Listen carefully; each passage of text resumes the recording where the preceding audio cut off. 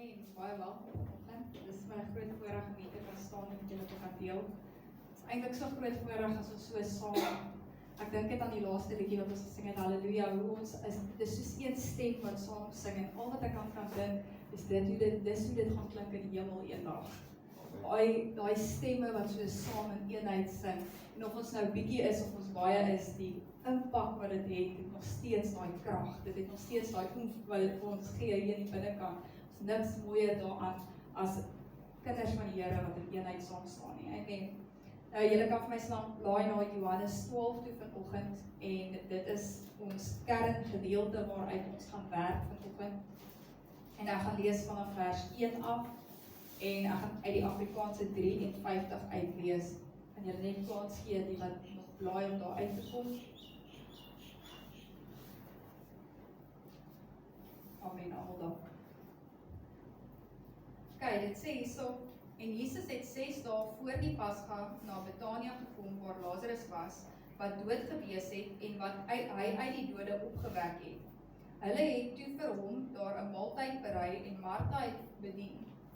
Lazarus was een van die wat saam met hom aan tafel was. En Maria, vers 3 is ons kernvers vanoggend. En Maria het 'n pond egte baie kosbare nardesalf geneem en die voete van Jesus gesalf en sy voete afgedroog met haar hare.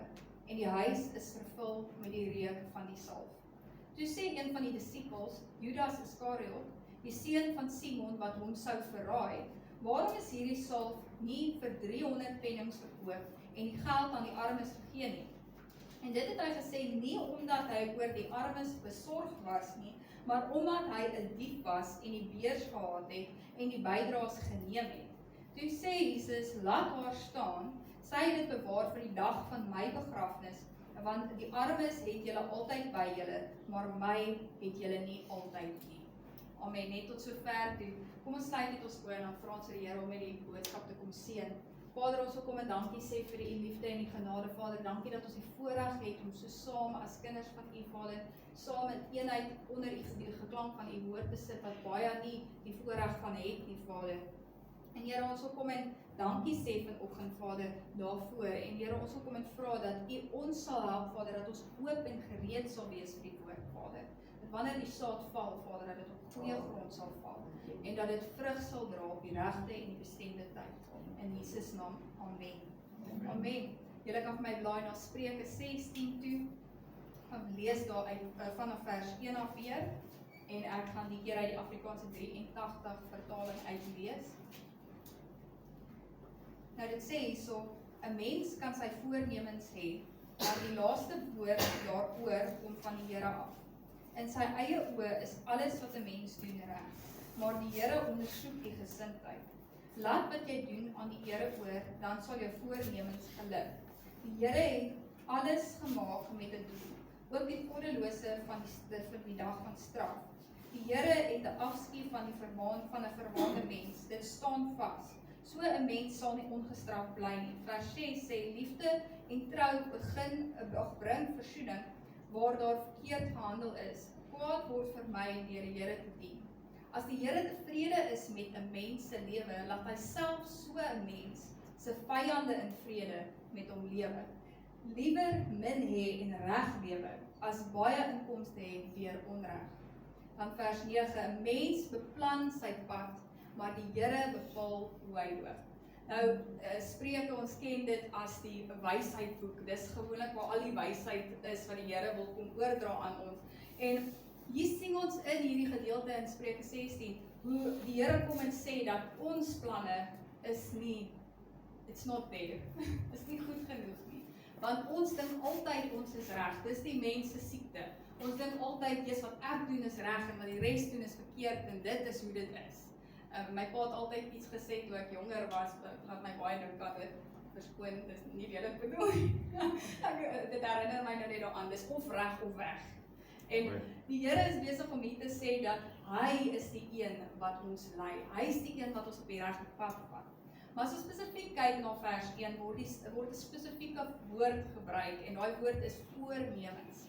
Nou, Ons elkeen ken die woord voornemens, spesiaal in die tyd wat ons nou lewe in Januarie, begin van die nuwe jaar. So almal is besig om te probeer om die nuwe ek vorentoe te bring. So ons kyk na die vorige jaar wat ons deurgelewe het en ons dink, yes, maar dit wat ek gedoen het in die vorige jaar, die manier hoe ek gelewe het, die gewig wat ek opgetel het, al hierdie dinge van die vorige jaar is nie goed genoeg nie. Ek moet beter wees. Ek moet 'n nuwe ek word. So dan begin ons met planne en ons begin met voornemens en ons probeer beter wees deur om al hierdie dinge in plek te sit. Nou net om 'n paar voorbeelde te gebruik, baie bekende voorbeelde wat ons ken, is mense wat oefen en gesonder eet. Dit is gewoonlik die nommer 1 vir voornemens. En ons sien dat wat mense doen is hulle probeer hierdie planne in plek sit sodat die uitkoms is dat ek 'n bietjie gewig verloor. Of miskien gaan dit net oor gesondheid. Miskien gaan dit oor dat ek wil in die spieël kyk en ek wil tevrede wees met wie ek is. En dan kyk ons na mense wat miskien 'n kar wil koop of 'n huis wil koop of iemand wat vorentoe wil beweeg met hulle geld sake. So hulle voorneem is, kom ek werk beter met my geld hierdie jaar. Of miskien wil hulle begin studeer. So dan sien ons die planne wat hulle in plek sit, is miskien gebruik hulle nie soveel geld meer nie. Hulle gebruik dit nie op allerlei nonsens nie. Hulle begin dit spandeer in die manier van om dit te spaar. Eenkant is dit hulle begin wys met 'n geldwerk. En die hartseer van die saak is, meeste van die tyd, wanneer ons hierdie voornemens maak, meeste van die tyd wanneer ons hierdie planne in plek sit, hou ons nie daarby nie. Ek sê meeste van die tyd, want daar is uitsondering. Maar op die ou einde van die dag sien ons die meerderheid van mense maak voornemens en dan hou hulle nie daarby nie. Dit werk dalk vir 'n week, miskien vir 2 weke, miskien vir 'n maand of 2, maar dit bly nooit daar nie. Ons kom nooit tot die realiteit daarvan, van die doel hoekom ons hierdie voornemens maak nie. En die vraag is vanoggend, hoekom gebeur dit? Hoekom ons as mense se planne misluk dit? Hoekom misluk dit? En as ons kyk met mense oë na hoekom ons planne misluk, dan kan ons dalk sê, maar hierdie persoon wat hierdie voornemens maak is nie gemotiveerd genoeg nie. Hulle het nie die motivering om hierdie planne vol te staan nie, of miskien het hulle nie die uithou vermoë nie. Miskien het hulle nie uithou vermoë as hulle by 'n Checkers stap om daai koek nie te koop nie, want hulle is lus vir dit, so hulle het nie die uithou vermoë daarvoor nie. Ons kan kyk na mense met verslawings, mense wat dalk rook, dalk drink en dalk dwelms gebruik en hulle wil 'n voorneme maak en sê, ek gaan nie dit meer doen nie. En baie keer maak hulle beloftes aan hulle families, baie keer wil hulle wil regtig graag verander. Dis nie dat hulle nie wil nie, maar hierdie goed het so vashou dat wanneer hulle hierdie voornemens maak en hierdie beplanninge doen, dan misluk dit. En wat gebeur? Hulle families kyk na hulle en sê, jy wil dit nie genoeg hê. Jy's nie lief vir my nie, hoekom wil jy nie ophou nie? En as ons kyk na wat die woord sê, as ons kyk na wat die woord vir ons spesifiek hier in Spreuke sê, dan gee dit vir ons die antwoord uit God se oë uit en nie uit mense oë uit nie. Dit sê so, laat wat jy doen aan die Here oor, dan sal jou voornemens geluk. Ons sien baie keer wat gebeur is ons doen dinge uit ons eie uit. Ons probeer dinge uit ons eie uit en dit gaan nie geluk nie want ons gee dit nie oor aan die Here nie. En dit is die enigste manier hoe ons gaan sien dat hierdie dinge geluk is wanneer ons dit oorgee aan die Here. As ons lees in Jesaja 55 vanaf vers 8 af en ek lees ons uit die Amplified uit. Dit sê die volgende: For my thoughts are not your thoughts, nor are your ways my ways, declares the Lord. For as the heavens are higher than the earth, so are my ways higher than your ways, and my thoughts higher than your thoughts. Sien, hier kom die woord. En hy sê vir ons hoekom ons planne misluk. Hoekom dit wat ek beplan misluk? Want my beplanning, my gedagtes vir myself is nie die gedagtes van die Here vir my nie. En ons sien in hierdie gedeelte kom met die woord en hy vergelyk dit. Hy vergelyk die Here se planne teenoor ons planne deur om te sê dat dit so ver uitmekaar is wat die hemele en van die aarde uitmekaar uit is. Jy sien, wat gebeur is ons is hier onder besig en ons probeer hierdie planne in mekaar sit en is eintlik wêreldse dinge. is eintlik nie, dit het nie ewigheidswaarde vir ons nie. Dit het nie daai tipe doel wat dit vir ons bereik nie, waar die Here se planne baie groter is. Dus ons sien 'n gedeelte van die legkaart. Ons sien nou, en miskien sien ons dit wat ons wil hê vir onsself. Maar op die ou einde van die dag, soos wat hierdie gedeelte sê, die Here sien die volheid daarvan. Sy planne is groter, want hy sien ons hele lewe. Hy sien wat ons gaan sukkel mee oor 2 maande van nou. Hy sien wat ons kinders mee gaan sukkel eendag. En dit is wat hy aan dink. Hy dink aan die ewigheidswaarde. Jy sien, vir ons om ons doel te bereik met wat ons besig mee is sodat ons dit aan die Here aangee. En ons oë op hom begin vestig in daai manier. Want hoekom wil ons planne hê? Hoekom wil ek my planne hê as die Here se planne soveel groter is? As die Here se planne soveel belangriker is as myne, hoekom wil ek my planne hê? Sien, as ons verder lees vanaf vers 10 af in Jesaja 55 sê dit, as the rain and snow come down from heaven and do not return there without watering the earth, making it bear and sprout, and providing seed to the sower and bread to the eater, so will my word be, which goes out of my mouth. It will not return to me void, useless without result, without accomplishing what I desire, and without succeeding in the matter for which I sent it. You see, dit wat hierso vir ons uitstaan, is nie wat ons wil hê nie. Dis nie die dinge wat ek wil hê nie. Dis die dinge wat die Here wil hê. Dis wat gaan geskied. Dis wat nie gaan return to me void nie. Want dis wat die woord hierso vir ons sê. Sy planne is baie groter. En sy planne gaan nie 2 maande down the line gaan dit weer misluk nie. Want wat hy sê, dit wat uit sy mond uitkom, sy wil, dit wat hy wil hê, gaan altyd die doel bereik. Dit gaan altyd gebeur wat hy wil hê. Want op die ou einde van die dag is sy planne soveel groter. So, die vraag is nie eintlik vanoggend, hoekom misluk ons planne nie? Die vraag is eintlik vanoggend, is my planne in lyn met die Here se planne? Is dit wat ek beplan? Is dit wat ek beplan vir die voornemens vir die nuwe jaar, al hierdie dinge? Het ek eers dit oorgegee aan die Here? Het ek eers by sy voete gesit en gehoor wat wil hy hê vir my vir die nuwe jaar? Dis en baie keer vra ons die vraag, maar hoe doen ek dit? Hoe sit ek by die Here se voete en ek gee my voornemens voor? En op die ou einde van die dag, die meeste van die tyd hoe dit bereik word, is wanneer ek by die Here se voete gaan sit en ek stort uit by sy voete hierdie voornemens van my, hierdie beplannings van my begeertes, my behoeftes, al hierdie dinge vir hom. Wat gebeur is hy kom en dit wat nie daar hoort nie, die goed wat ek nie myself nie moet besig hou mee nie, daai begeertes kom hy en hy kom vat dit weg. En hy kom vervang dit met nuwe begeertes. Ewe skielik wil ek goed doen wat ek nooit gedoen het nie. Ewe skielik wil ek meer begin kerk toe gaan. Ewe skielik wil ek tennis speel en nie cricket nie. Dis net 'n voorbeeld. Want op die ou einde van die dag kom vervang die Here my begeertes met sy begeertes. En dan sien ons dit het 'n impak in ons lewe. En nie net ons nie, maar mense rondom ons en ons familie, ons vriende, en mense by ons werk. Nou, dit is ook hoekom ons tema vanoggend is, uitgegiet by Jesus se voete. En dit bring ons terug al die pad na Maria toe weer in Johannes 12 vers 2, en ek wil dit graag weer vir ons lees, die kernvers tot en met vers 8. Dit sê hierso, en Maria het 'n pond egte baie kosbare nardus salf geneem, en die voete van Jesus gesalf, en sy voete afgedroog met haar hare, en die huis is vervul met die reuk van die salf. Toe sê een van die disippels, Judas Iskariot, die seun van Simon, wat hom sou verraai, waarom is hierdie salf nie vir 300 pennings verkoop en die geld aan die armes gegee nie? En dit het hy gesê nie omdat hy oor die armes besorg was nie, maar omdat hy 'n dief was en die beurs gehaat het en die bydraes geneem het. Toe sê Jesus, laat haar staan.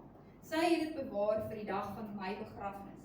En die armes het julle altyd by julle, maar my het julle nie altyd nie. Jy sien, as ons stil staan by hierdie gedeelte, baie keer lees ons deur hierdie gedeelte en ons mis die belangrikheid daarvan.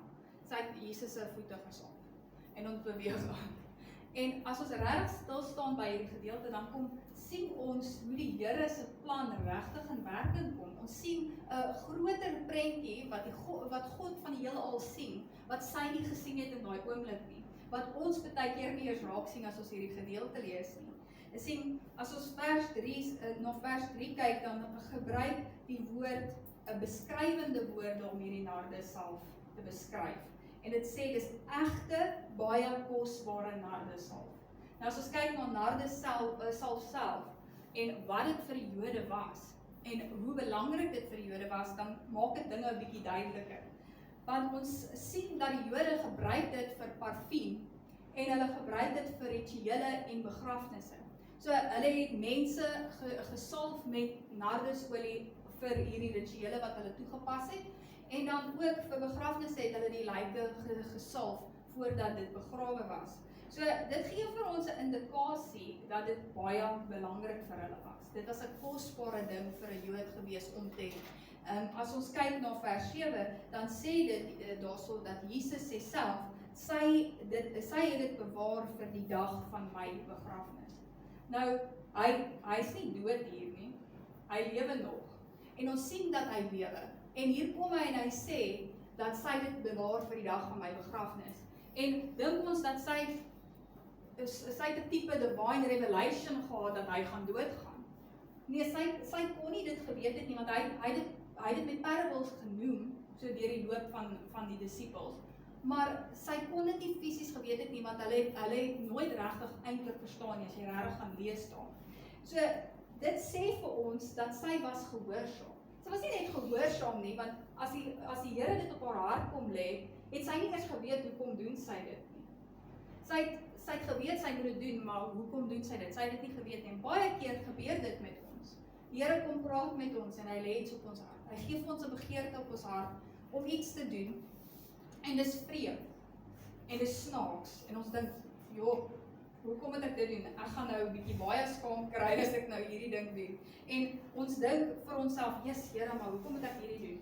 En dis so sy het 'n gehoorsaamheidsstap geneem. En dit het nie net vir Jesus 'n impak gehad, nie net vir haar impak gehad nie, dit het nie net vir die mense in haar huis 'n impak gehad nie, maar dit het vir almal wat in die toekoms nog gaan kom wat hierdie gedeelte lees. Dit het op ons 'n impak ook. En dis die Here se plan. Dit is nie noodwendig haar plan gewees om voor te berei vir sy begrafnis nie, want dit wat besig is om te gebeur hierso is weer profetiese woord wat wys na die kruis toe, wys na dit wat Jesus vir ons gaan doen. En dit was die Here se plan om te wys dat hy gaan begrawe word. Dit is wat gaan gebeur met hom. Want hy sê dit spesifiek hierso, dis die Here se plan, baie groter as wat sy ooit kon dink. Baie groter as wat ons ooit kon dink. Tot Jesus sê dit in Matteus 26 vers 12 tot 13. En dit is presies dieselfde storie, maar uit Matteus se oogpunt uit. En ons sien hierso, hy sê, en ek lees uit die Afrikaanse 53 uit vers 12 en 13 van Matteus 26. Want toe sy hierdie salf op my liggaam uitgegooi het sy dit gedoen met die oog op my begrafnis. So daar sien ons, hy noem dit weer, die begrafnis. Dan in vers 13 sê hy, voorwaar ek sê vir julle, oral waar hierdie evangelie verkondig sal word in die hele wêreld, sal ook gespreek word van wat sy gedoen het, tot in gedagtenis aan haar. Sien, kon sy geweet het dat dit so groot impak gaan hê? Kon sy geweet het wat die nagevolge van haar gehoorsaamheidsstap gewees het? Sy kon nie geweet het nie. En dis presies wat die Here vir ons vra, dat ons planne sal by sy voete kom uitgiet. Ons voornemens, dit wat ons wil hê, by sy voete kom uitgiet, sodat dit vervang kan word met dit wat hy vir my wil hê. Van dit wat hy vir ons lewens en ons toekoms en die generasies na dit ook wil hê. Want op die ou einde van die dag is dit hoe groot impak dit kan hê. Net 'n stapie van gehoorsaamheid. Net daai klein ding wat ons doen, wat ons bietjie skaam laat voel. Ek wil net vinnig noem, my laaste tannie, my tannie, ek is nie seker nie. Sy was 'n sending gewees en sy was ergens in 'n vreemde land gewees. En so staan sy in 'n crowd van mense in 'n square en die Here lê op haar hart, gaan staan op die muur en spring van die muur af. Dan dink sy, joh, Here, hier's baie mense, hier's verskriklike baie mense, as ek dit nou gaan doen, gaan ek nou regtig maar my naam met 'n plank slaan, dis baie vreemd. En hy sê vir haar weer, jy hoor sy weer die stemmetjie van die Heilige Gees, klim op die muur en spring van die muur af. En na sy gestry het en na sy gesê, Here, maar joh, ek gaan nou baie spam kry, gaan sy en sy besluit nou, as sy gaan gehoorsaam wees. En sy gaan spring van daai muur af en uit die skare mense wat in hierdie square is, kom 'n vrou aangehardloop na haar toe. En sy huil en sy sê, hoekom het jy dit gedoen? En sy sê, nee, sy het ervaar sy moet dit doen. En die vrou sê vir haar, ek het vanoggend wakker geword en ek het hier in hierdie square ingestap en ek het gesê, Here, as iemand nie iets doen vandag nie, wys my 'n teken of ek gaan nou huis toe en ek skiet myself. En ek gaan pleeg selfmoord. En daar een stap van gehoorsaamheid, een stap red daai vrou. Die Here kom en hy red daai vrou deur hierdie stap van gehoorsaamheid. Dit is hoekom ons stap van gehoorsaamheid belangrik is. Dit het 'n groot impak. Nou as ons terugbeweeg na Johannes 12 vers 5, dan sien ons dat Judas sê vir Maria, maar hoekom het jy nie hierdie nardesolie verkoop nie? En die woord sê 300 pennings daarvoor gekry en vir die armes te gee nie. Jy sien ons altyd daai een Christen wat sê, hoekom doen jy nou dit? Hoekom doen jy nie iets anders nie? En ons sien hierso dat hy gebruik die woord 300 pennings. Nou, as jy gaan regtig kyk na die geskiedenis, dan kyk ons na 300 pennings. Dis baie geld, mense. Dis ongelooflike baie geld. En dit wys vir ons hoe duur nardesalf is. So, as ons lees die Amplified en die New Living Translation, dan sê dit vir ons dat die nardesalf was 'n jaar se lone werd. Nou, as ons bietjie dink aan 'n jaar se lone, hoe lank gaan dit ons vat om 'n jaar se lone te spaar? Dit gee vir ons 'n goeie idee. Nou, dit sê vir ons, dit wat Maria gedoen het, was nie net 'n stap van gehoorsaamheid in daai sin nie, maar dit was ook 'n stap van gehoorsaamheid in sy opgeoffer. Sy het iets opgeoffer. Ons sien ook dat die Jode baie keer spaar vir hierdie nardesalf en dan berg hulle dit eenkant. Hulle berg dit in hulle huise en dis wat hulle nou gebruik vir die rituele en dis wat hulle gebruik vir die begrafnisse en om spesiale mense wat na aan hulle dit voor te gebruik. En hier kom sy en sy maak 'n besluit en sy's gehoorsaam en sy opoffer op al hierdie geld wat sy gespaar het. En sy kom tap dit uit by Jesus se voete. Alles. Dit wys ons net hoeveel meer krag het dit wat sy gedoen het. Dis wat die Here van ons vra. As ons kyk na Johannes 12 vers 3, dan sien ons ook dat die woord sê daarso dat die hele huis kon die reuk van die nardesolie ruik. Nou weer eens, dit wys vir ons, dit het nie net 'n impak op haar en Jesus gehad nie. Almal wat in die huis was, kon dit ruik en dit was lekker gewees. Dit het 'n goeie reuk afgegee. As ons kyk na 2 Korintiërs 2 vers 14 tot 16, dit sê vir ons die volgende, en ek lees weer uit die Amplified uit, maar dit sê, but thanks be to God, who always leads us in triumph in Christ, and through us spreads and makes evident every day the sweet fragrance of the knowledge of Him. For we are the sweet fragrance of Christ, which ascends to God, discernible both among those who are being saved and among those who are perishing. Dit gesê in 16, to the latter one an aroma from death to death, a fatal, offensive odor, but to the other an aroma from life to life, a vital fragrance, living and fresh, and who is adequate and sufficiently qualified for these things. So, die woord kom sê 'n ding hierso, en dit sê dat ons gee 'n reuk af. En dit sê vir ons dat ons gehoorsaamheid gee 'n reuk af. En ons sien dit self met Judas hierso, hy kom en hy mou. Hy sê, "Jesus, maar hoekom doen jy hierdie ding? Hoekom verkoop jy dit nie en gee dit vir die armes nie?" Maar hy het nie ge-worry oor die armes nie. Hy het ge-worry oor die feit dat hy die offerhandes hanteer en die woord sê hy was 'n dief gewees. So wat het hy met daai geld gemaak het? En dit sê vir ons want hy het offended geraak. En dit sê vir ons, die reuk wat sy afgegee het, haar gehoorsaamheid stap, daai reuk was nie vir hom lekker nie, want dit het vir hom 'n toekoms gewys. Dit het vir hom iets gewys, dit het sy eie hart kom uitwys. Sien, dit is baie keer wat gebeur. Ek weet nie of julle dit al beleef het nie. Ek seker hier's mense wat dit al beleef het, wat dalk bietjie gehoorsaam was, iets gedoen het wat die Here gevra het jy moet doen, wat ander mense ook beïnvloed het, of miskien 'n wonderwerk beleef het en mense vertel het daarvan, want ons almal weet, ken die gevoel van as daar 'n wonderwerk gebeur, wil jy mense vertel, jy wil nie stil bly daaroor nie. Die meeste van ons raak opgewonde oor hierdie sake. En wat baie keer gebeur, jy kry altyd mense wat offended raak daaroor. Jy kry mense wat fisies op stroppeles raak en vir jou vra, maar hoekom deel jy dit met my? Hoekom druk jy die Christendom in my keel af? En ek weet nie, ek sien dit in my eie lewe waar mense kom en hulle raak fisies op stroppeles wanneer ons oor die Here praat, wanneer ons deel oor die Here en wanneer ons fisies gehoorsaam is aan die Here en vra, maar hoekom drink jy nie saam nie? Hoekom doen jy nie dit saam nie? En hulle raak skoon, hulle raak verboureerd. Ons sien fisies op hulle gesigte hoe hulle verboureerd raak. En sien, op die ou einde van die dag, dis wat die gedeelte vir ons sê, dat dit wat ons, die reuk wat ons afgee, ons gehoorsaamheid, die reuk wat dit afgee, dit kan vir mense hulle toekoms wys. Want dit sien vir hulle waarheen hulle op pad is en dit is nie 'n lekker reuk nie. Want dit is van dood tot dood. Hoekom wil jy dit weet? As jy van dood tot dood op pad is, hoekom wil jy mense met dit in jou gesig druk? Want daai reuk sê vir jou, ek wil nie dit weet nie, los my uit, bly stil, gaan daai kant, ek wil nie met jou praat nie. En die woord sê ook dat dit 'n goeie reuk afgee vir die mense wat kinders van die Here is, wat gehoorsaam is aan die Here. Ek wil nie eintlik sê kinders van die Here nie. Ek wil sê kinders van die Here wat gehoorsaam is aan die Here.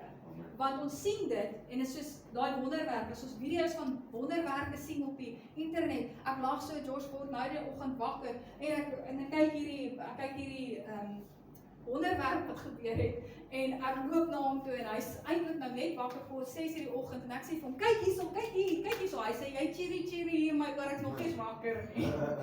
Sien, want ons raak opgewonde oor hierdie dinge, en dit gee reuk af, en dit maak ons opgewonde as ons daai reuk kry.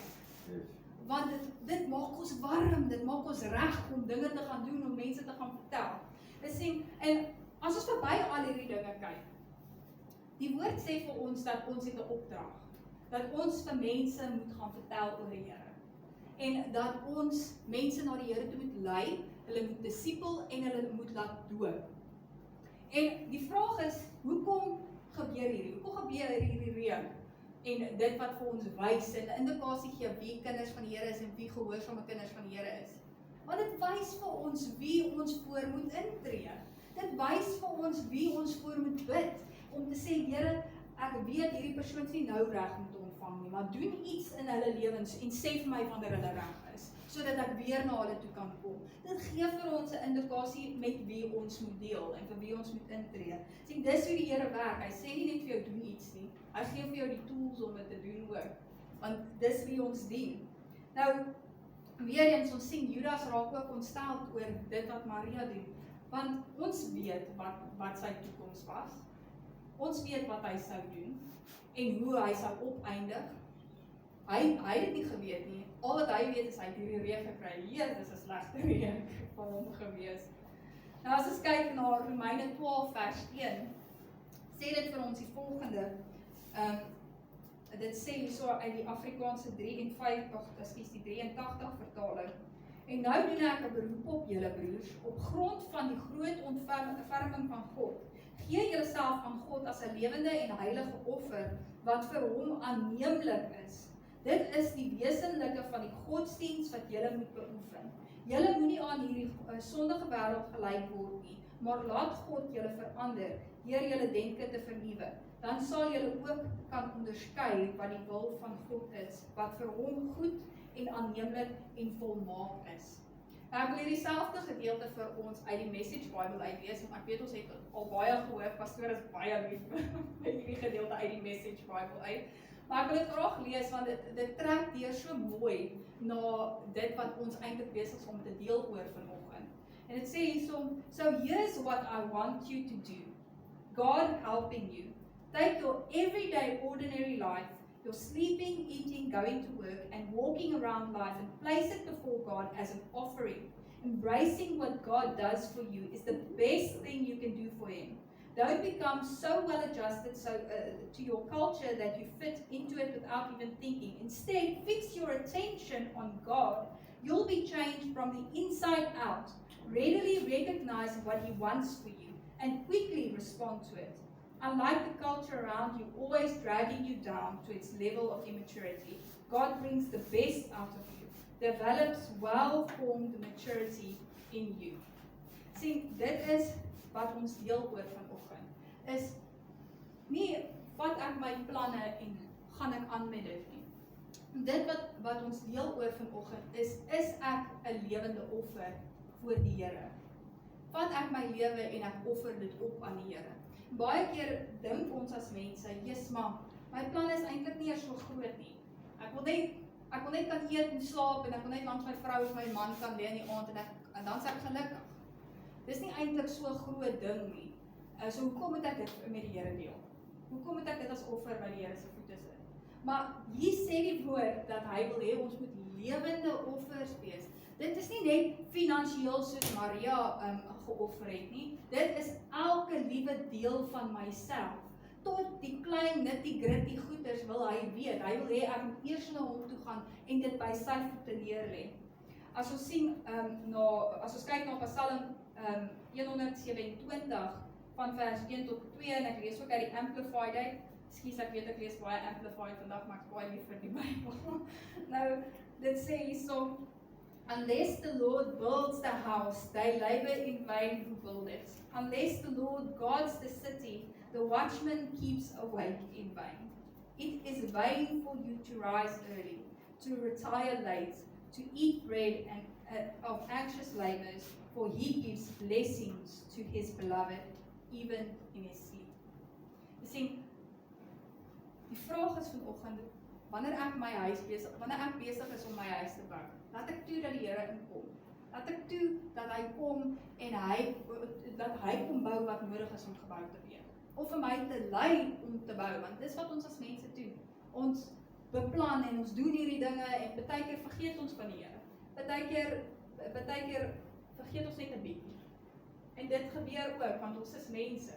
Maar die woord sê hierso, dat as jy jou huis alleen bou, as jy nie toelaat dat die Here 'n sê het in wat jy doen nie, het jy moeilikheid. Dit is 'n groot probleem, want jy is besig om verniet te bou, want dit gaan uitmekaar uitval. Dis wat die woord sê. Dit is baie bland, maar dis wat die woord sê. So, ek wil julle uitnooi vanoggend, dis wat ek by julle wil laat vanoggend, is om op 'n plek te kom wat ons oë op Jesus vestig.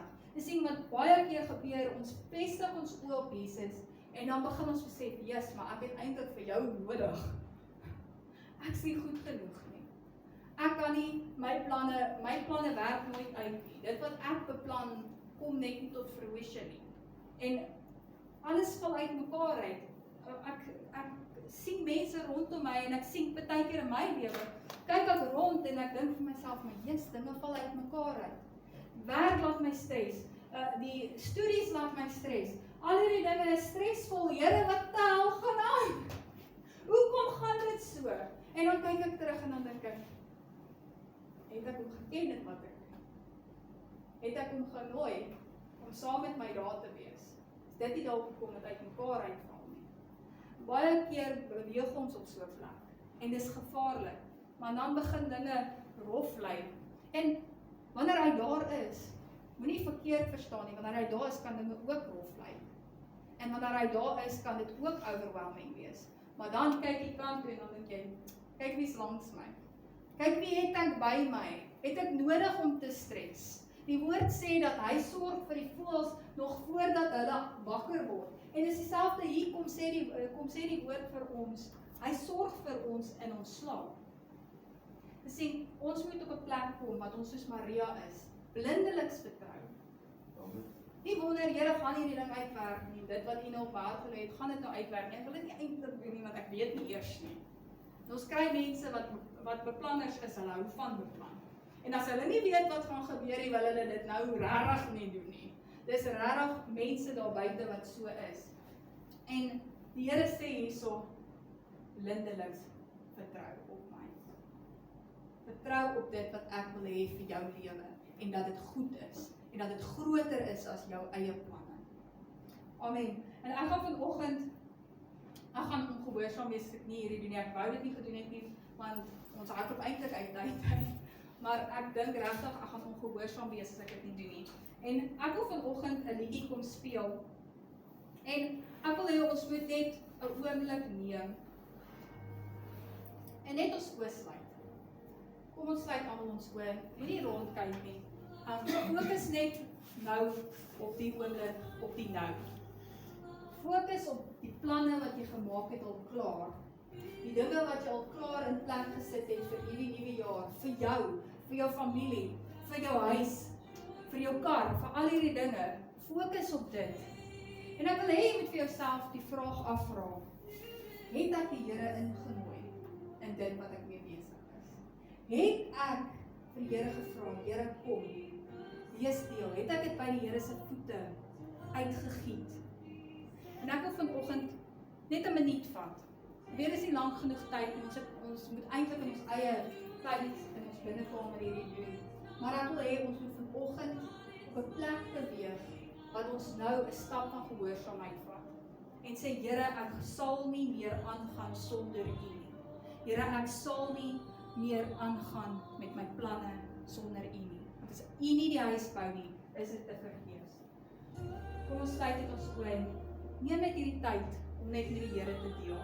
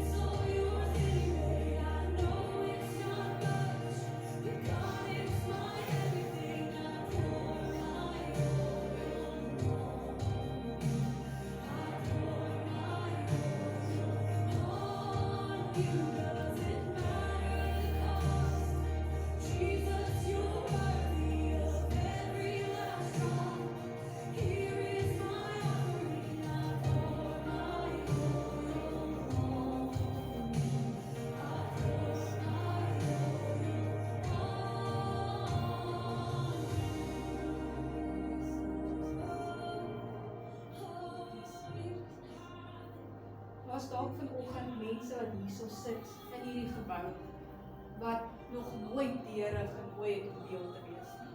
Wat nog nooit die besluit geneem het om te sê, Here, kom en kom wees deel van dit wat ek wil beplan.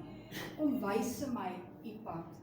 En ek wil vanoggend vir diegene wat vanoggend dit sê, wat se woorde is, Here, ek het nog nooit U gevra om deel te wees nie. Ek wil net vra dit julle net vir my kyk op die oomblik sodat ons 'n gebed kan doen. Vader, ek vertrou U, Vader. Yes, Lord Jesus. Dankie, Vader. Yes, Lord Jesus. Dat ons op 'n plek sal kom wat ons sê, Here, ek vertrou U. Yes, Lord Jesus. Yes, Lord Jesus. Dankie vir elke woord. Vader, ons kom en ons dank U, Vader. Ons dank U, Vader, vir mense wat op 'n nederige plek kom en sê, Here, ek het U nodig. Here, ek kan nie aangaan op hierdie manier nie, Vader. Ek kan nie aangaan en alles weer uitmekaar uitval nie, weer op die plek wees wat ek was 10 jaar terug nie. Vader, ek kan nie weer teruggaan nie. En Vader, ek wil kom en dankie sê, Vader, dat U elke hart ken, Vader, elke storie ken, Vader, elke mislukking ken, Vader. En Vader, ek dankie dat U elke persoon wat dit op hulle harte ervaar vanoggend. Vader, Here, ek kan nie daai mislukking weer hê nie, Vader. Ek kan nie weer deur dit gaan nie. Vader, dat U hulle kom oplig vanoggend, Vader.